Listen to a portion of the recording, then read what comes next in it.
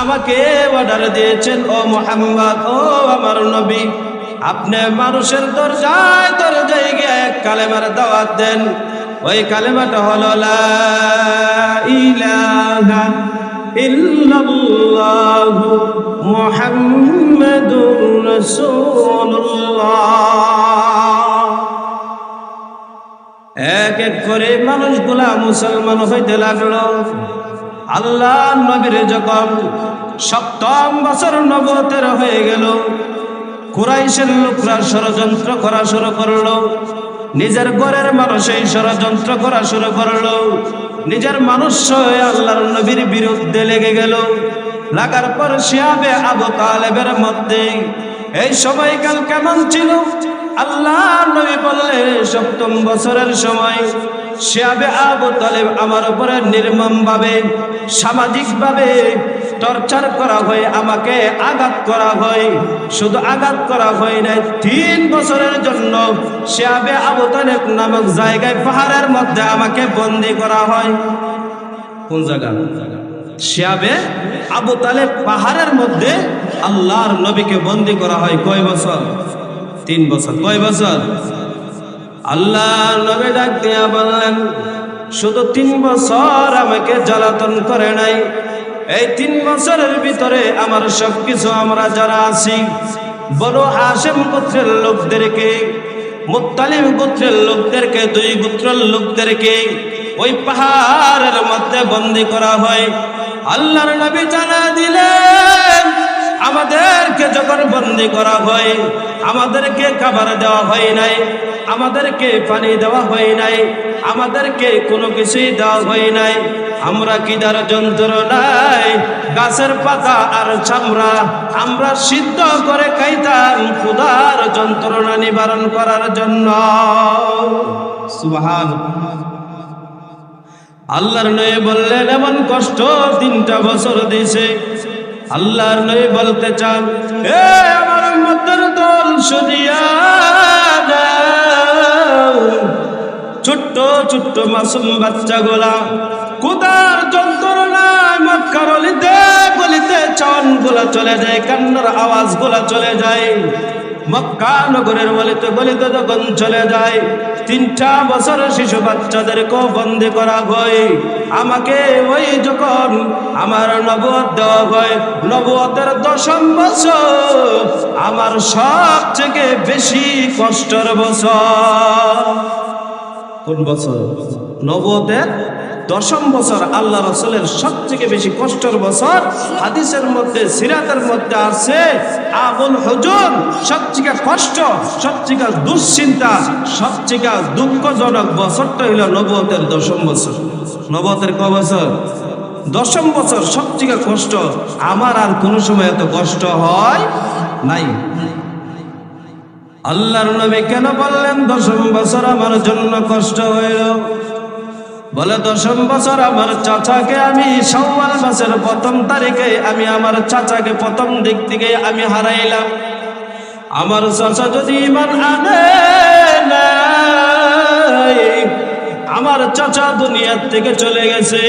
আমার চাচা দুনিয়া থাকা অবস্থায় কুরাইশের বংশধররা, অন্য বংশধররা, কাফের মুশরিক বেঈমানরা আমি মুহাম্মদ রে কোনো সময় অপমান করতে পারে না। সুবহানাল্লাহ। কি করতে পারে নাই? অপমান করতে পারে নাই। আল্লাহর নবী বললেন, আমার বাবা নাই, আমার মা নাই, তারপরে আমার আল্লাহ আমাকে বুঝতে দেয় নাই, আবু তালেব আমার চাচাকে দিয়া আমার মার অভাব, আমার বাবার অভাব পূরণ করে দিছে। সুবহানাল্লাহ। আল্লাহর নবী জানিয়ে দিলেন, আমার চাচা যখন ইন্তিকাল হয়ে গেল, তার 5-6 দিন পরে আমার বিবি খাদিজাতুল কুবরা রাদিয়াল্লাহু তাআলা আনহা দুনিয়া থেকে বিদায় হয়ে গেল। যে খাদিজা সর্বপ্রথম মুসলমান হয়েছিল, সর্বপ্রথম ঈমান এনেছিল, ওই খাদিজা আমাকে সাহস দিত, ও আমার শনি মুহাম্মদ, দুনিয়ার মা মানুষ যদি আপনার বিপক্ষে চলে যায়, আমি খাদিজা আপনার পক্ষে আছি। যারা বিপক্ষে চলে যায়, আপনার উপরে আক্রমণ করবে, আপনার উপরে টর্চার করবে, আপনার উপরে কথা বলবে, আমি খাদিজা সব কিছুর প্রতিবাদ করব। সুবহানাল্লাহ। খাদিজা যখন দুনিয়া থেকে চলে গেল, চাচা আব্দুল মুত্তালিব যখন চলে গেল, আবু তালেব যখন চলে গেল, আমার নয় বললেন কাফেররা, মুশরিকরা, বেঈমানরা, আমার বংশের লোকরা আমার উপরে নির্যাতন আরো বাড়াইয়া দিল, আমার উপরে চরম নির্যাতন বাড়াইয়া দিল। বলে কেমন নির্যাতন জানি? যখন আমি সিজদা অবস্থায় নামাজের মধ্যে থাকতাম, উটের নারী ভরিগুলা আমার উপরে চাপাইয়া দিত, আর তারা বলতো উটের নারী ভরি যদি আমি মুহাম্মদের উপরে চাপাইয়া দে, সিজদা অবস্থায় সে মারা যাবে, দম আটকাইয়া মারা যাবে। আল্লাহ বলেন বন্ধু, তারা উটের নারী ভরি দিয়ে আপনাকে মারতে পারবে না, আঘাত করতে পারবে। আপনি বন্ধু আমার দিকে ধৈর্য ধারণ করুন। সুবহানাল্লাহ। কার প্রতি ধৈর্য ধারণ করতে হবে? আল্লাহর প্রতি। আল্লাহ পাক রব্বুল আলামিন সূরাতুল বাকারার মধ্যে জানায় দিলেন, ইয়া আইয়ুহাল্লাযীনা আমানুস্তাঈনু বিস-সাবরি ওয়াস-সালাহ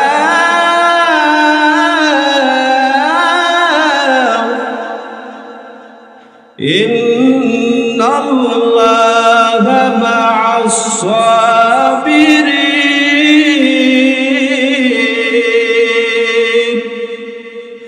আল্লাহ বলেন, হে ঈমানদাররা, তোমরা সালাতের মাধ্যমে, নামাজের মাধ্যমে, দরজার মাধ্যমে আমি আল্লাহর কাছে সাহায্য চাও।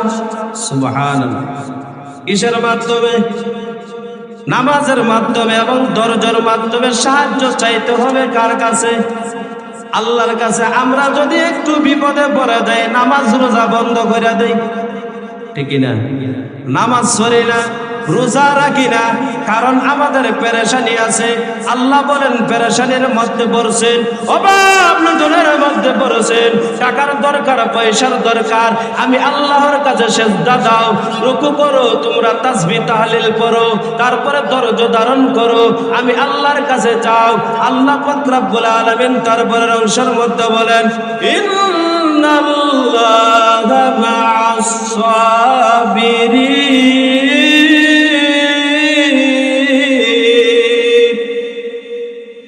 আল্লাহ বলেন নিশ্চয় আমি আল্লাহ ধৈর্যশীলদের সাথে আছি।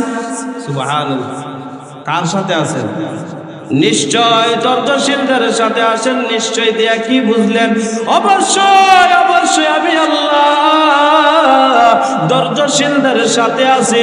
তোমরা যতই বিপদের মধ্যে পড়ো না কেন, কষ্টের মধ্যেই পড়ো না কেন, টাকার দরকার, পয়সার দরকার, বাড়ি গাড়ির দরকার, সন্তান মানুষ করতে চাও, তাহলে তোমরা কি করবা জানো? তোমরা আমি আল্লাহর কুদরতি পায়ে সিজদা দিয়ে দাও আর ধৈর্য ধরে নাও, আমি আল্লাহ তোমাদের সাথে আছি। সুবহানাল্লাহ কইতেন না? তারপরে আবার আল্লাহ রাব্বুল আলামিন অন্য আয়াতের মধ্যে জানিয়ে দিলেন, ওয়া আকিমুস সালাতা ওয়া আতুজ যাকাতা ওয়ারকাউ মা'আর রাকিঈন।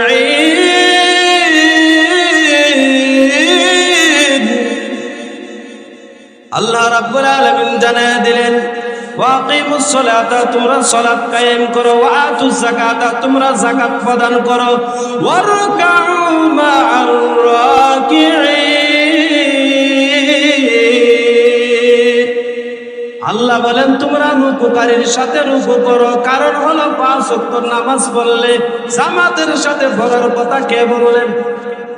কে বলছেন? আল্লাহ বলছেন রুকুকারীর সাথে রুকু মানে হলো জামাতের সাথে নামাজ পড়া। কিসের সাথে? রুকুকারীর সাথে রুকু মানে হলো জামাতে একজনের সাথে আরেকজন রুকু দেয়, আরেকজনের সাথে আরেকজন সিজদা দেয়। একলা হয় না, জামাত যদি পড়তে হয় 5 ওয়াক্ত নামাজ জামাতের সাথে পড়ার কথা কে বলছেন? আল্লাহ বলছেন, তাহলে আমরা জামাতের সাথে নামাজ পড়বো তো? এই যে ওয়াজ দিছেন, প্যান্ডেল বানাইছেন, যা কিছুই করতেছেন, মূল হলো নামাজ। মূল গীতা, মূল হলো নামাজ। যদি সারা জীবন ওয়াজ করান আর নামাজ না করেন, ওয়াজে আপনার কাজ হইতো না। ওয়াজে কি হবে না? কাজ হইব ওয়াজে? ওয়াজে কোনো কাজে আসবে না যদি 5 ওয়াক্ত নামাজ না পড়েন। আল্লাহর নবী বললেন, আমার চাচাও চলে গেল, আমার বিবি খাদিজাতুল কুবরা রাদিয়াল্লাহু তাআলা আনহাও চলে গেল। তারপরে কাফের মুশরিকরা আমার উপরে পরম প্রতিশোধ নেওয়ার জন্য আমার উপরে লেগে গেল। ওঠেন নারী ভরে যখন আমার উপরে দিল, তারা মনে করছে মুহাম্মদ দুনিয়ার থেকে বিদায় হয়ে যাবে। তারা শুধু এতটুকু নির্যাতন করে নাই, আল্লাহর নবী যেই দিকে রাস্তার দিকে হাঁটবে ওই দিকে তারা কাটা বিছাইয়া দিত। শুধু কাটা বিছাইয়া দেয় নাই, আমার নবী যেই বাসার মধ্যে থাকতো, যে রুমের মধ্যে থাকতো, এই রুমের দরজার সামনে গিয়া ময়লা আবর্জনা পালাইয়া আসতো।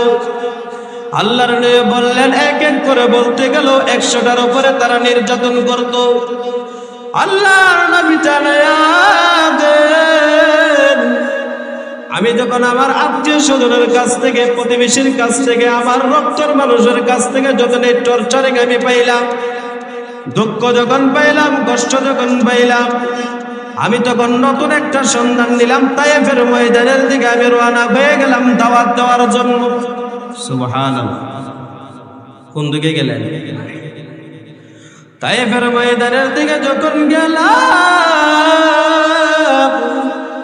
তায়েফের বড় বড় লিডাররা আমি দাওয়াত দিলাম, তোমরা পড়ো এক আল্লাহর ইবাদতের কথা বলি, আমি এক তাওহীদের দাওয়াত আমি দেই। বলে কেমন দাওয়াত দেন? বলতেছে, লা ইলাহা ইল্লাল্লাহু মুহাম্মাদুর রাসূলুল্লাহ সাল্লাল্লাহু আলাইহি ওয়াসাল্লাম। আল্লাহর নবী যখন দাওয়াত দিলেন, তায়েফের বড় বড় লিডাররা আমার নবীকে চরম ধরনের বেয়াদবি করছে। আমার নবীর সঙ্গে কত ধরনের আঘাতের কথা বলছে, অপমান করলো, অপদস্থ করলো। ওই লিডাররা না পারার কারণে যুবকদেরকে, যারা যুবক ছিল তাদেরকে আমার নবীর পিছনে লেলিয়ে দিল। আমার নবীর গায়ের মধ্যে রক্তর আঘাত করলো, পাথরের আঘাত করলো। করার সাথে সাথে আমার নবীর গায়ে দিয়া রক্ত মুবারক বাহির হইয়া জমিনে পড়তে লাগলো। নাউজুবিল্লাহ। আল্লাহর নবী জানে দেন, যখন রক্তগুলা পড়লো, ওই পাহাড় নির্মাণ করার, পাহাড় ধরার জন্য কিছু ফেরেশতা আছে। ওই ফেরেশতারা আমার নবীকে ডাক দিয়া বলে, ও নবী,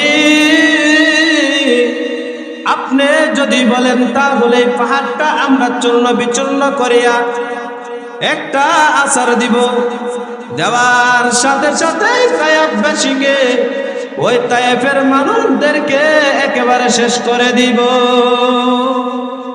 সুবহানাল্লাহ। কি করে দিবে? একবারে তায়েফবাসী যারা আছে সবাইকে শেষ করে দিব। আল্লাহর নবী ডাক দিয়া বললেন, ও ফেরেশতা, যদি তাদেরকে শেষ করে দেওয়া হয় তাহলে আমি মুহাম্মদ কার কাছে কালেমার দাওয়াত নিয়ে যাব। তারা যদি দুনিয়ার মধ্যে থাকে তাহলে তাদেরকে কালেমার দাওয়াত দিব, তাদের মধ্যে ভালো কিছু হতে পারে। ঠিক কিনা? তাদের দ্বারাতে ভালো কিছু হবে কিনা? অবশ্যই তাদের জন্য ভালো কিছু হওয়ার আছে না নাই?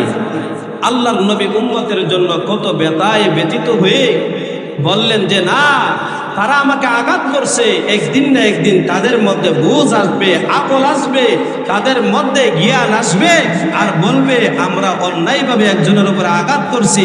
তাদের ছেলে সন্তানগুলো একদিন ঈমান আনবে। বলেন সুবহানাল্লাহ। আমি যে আয়াত তেলাওয়াত করলাম, তায়েফের কথা মনে করে আমার নবী চোখের পানিগুলো ছেড়ে ছেড়ে কান্না করে আর বলে আমার চাচা দুনিয়াতে না।